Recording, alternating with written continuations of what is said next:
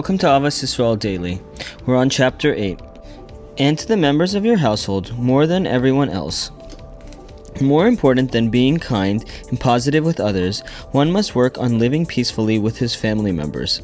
This concept applies all the time and in every situation. However, the Chida states that on Erev Shabbos, one must be extra careful, for Erev Shabbos is often a tense time when the Yetzer Hara enters our home and seeks to create anger and tension. The Chida writes that a God-fearing Jew must subdue his evil inclination, so there will be no fighting or anger. To the contrary, one should pursue peace. The Sharei HaKedusha, in his commentary to the Chida, cites a source for the author's words for an incident related in the Gemara. There were two men whom the Satan would cause to argue every Shabbos. Rebbe Meir came to their town and spent 3 weeks there, bringing peace between them. As he was leaving, he heard a voice. The Satan himself proclaimed, "Woe that Rebbe Meir threw him," referring to himself, out of his house. Through his peacemaking efforts, Rebbe Meir succeeded in overcoming the Satan and driving him away. The Ben Ish Chai develops this concept further. He notes that people might naturally be inclined to attribute the mishaps that arise on Erev Shabbos to those who are involved in its preparation. In truth, however, all these things happen because of the Satan. It is not a natural result of preparing for Shabbos, but rather a concentrated effort of the Satan.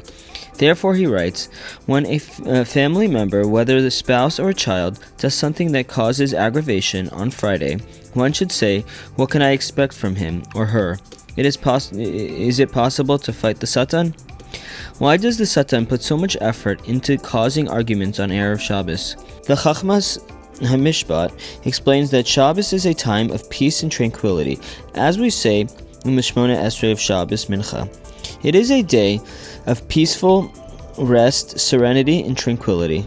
Therefore, the Yetzer Hara makes a concerted effort before Shabbos arrives to interfere and instigate arguments, so that we go into Shabbos with resentment and ill will.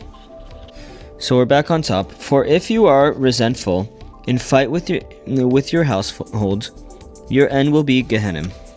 In the end, a complainer will receive punishment in the world to come. Additionally, Rabbi Yonah writes that the punishment for such a person who sees and focuses on the bad is, as the verse in Mishlei states, "If one repays good with evil, and evil will not depart from his house."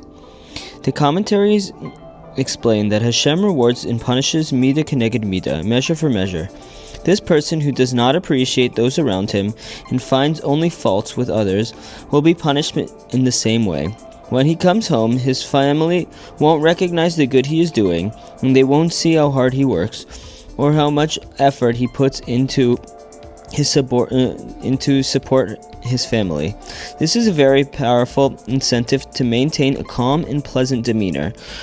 We all want to be appreciated. If one appreciates others, others will appreciate him. All right, thank you. We'll continue tomorrow.